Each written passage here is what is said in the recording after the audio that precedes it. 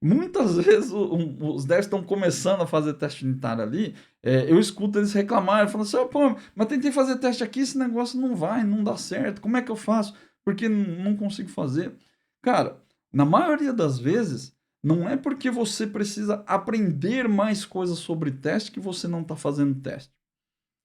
Às vezes você não está conseguindo testar aquele trecho de código ali, você não está conseguindo fazer um determinado teste unitário, porque o design do código está ruim. É o código da aplicação que está ruim. Pô, como é que você vai fazer teste unitário num método de 5.000 linhas? Você acha que vai ser fácil fazer esse teste? Não vai ser fácil.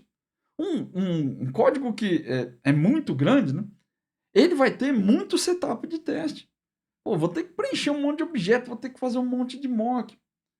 Então, se o seu código está muito grande, lembra lá de uma das sacadas, né? É definir o limite máximo de linhas. É para evitar esse tipo de problema. Método que tem muita linha, método que é muito grande, com certeza tem problema de design. Ele com certeza faz coisas demais. E não deveria. Então, isso é uma regra, cara, que ela não fura. E o teste unitário vai te mostrar isso. Se você está fazendo o teste unitário e, cara, você não consegue fazer porque você ficou 2 horas para fazer um teste, é porque o código da aplicação está ruim. Não é falta de habilidade sua de teste. Às vezes até, de repente, você precisa estudar mais. Não estou dizendo que não. Mas na maioria das vezes o problema está no design do código, não está no código de teste.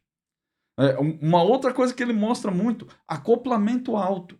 Se você tem um alto acoplamento dentro do seu código, é muito mais difícil de testar.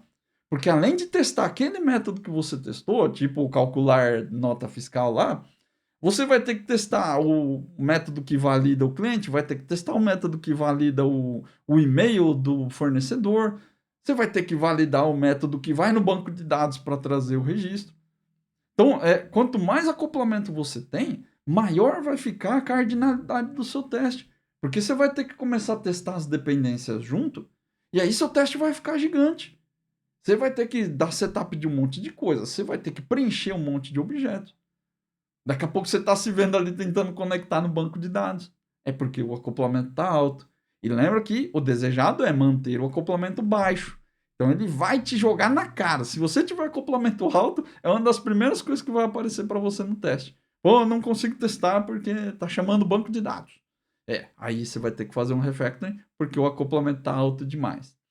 Uma outra coisa muito interessante que o teste mostra são especializações mal definidas.